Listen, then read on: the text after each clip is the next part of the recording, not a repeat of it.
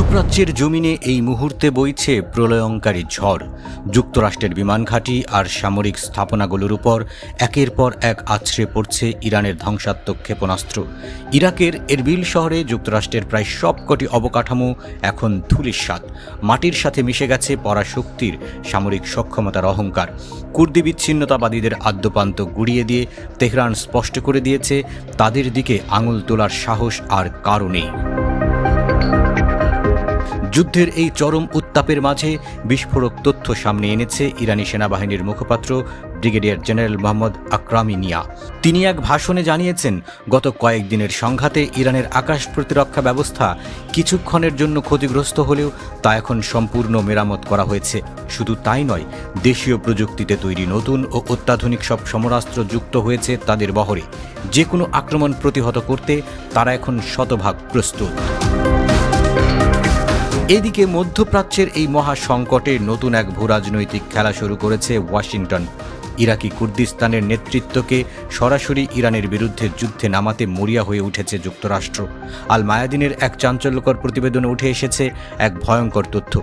কুর্দি নেতাদের সাফ জানিয়ে দেওয়া হয়েছে, তেহরানের বিরুদ্ধে অস্ত্র না ধরলে ইরাকি কুর্দিস্তানের বর্তমান রাজনৈতিক কাঠামো ও শাসন ব্যবস্থাও গুঁড়িয়ে দেওয়া হবে।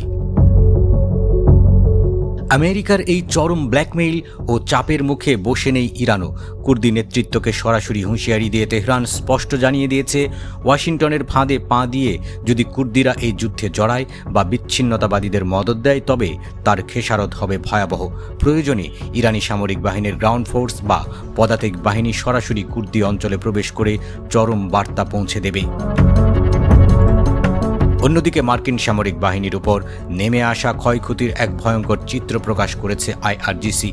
বিগত 15 দিনের রক্তক্ষয়ী ও তীব্র সংঘাতে ধ্বংস হয়ে গেছে মার্কিন বাহিনীর শত শত কোটি ডলারের সামরিক সরঞ্জাম। হার্ডেনট শেল্টারের ভেতরে থাকা অত্যাধুনিক F-15 fighter jet, P-8 Poseidon নজরদারি বিমান থেকে শুরু করে C-17 গ্লোবমাস্টার পরিবহন বিমান, সবকিছুই পরিণত হয়েছে লোহা লক্করের স্তূপে।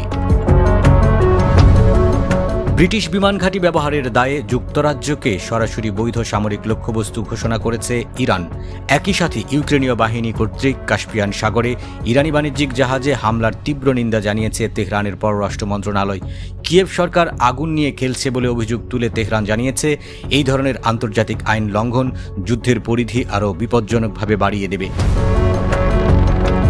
সব মিলিয়ে এক চরম ধ্বংসের কিনারে দাঁড়িয়ে রয়েছে মধ্যপ্রাচ্য। মার্কিন শক্তির দম্ভ চূর্ণ করে তেহরান এখন নিজের শর্তে যুদ্ধ পরিচালনা করছে।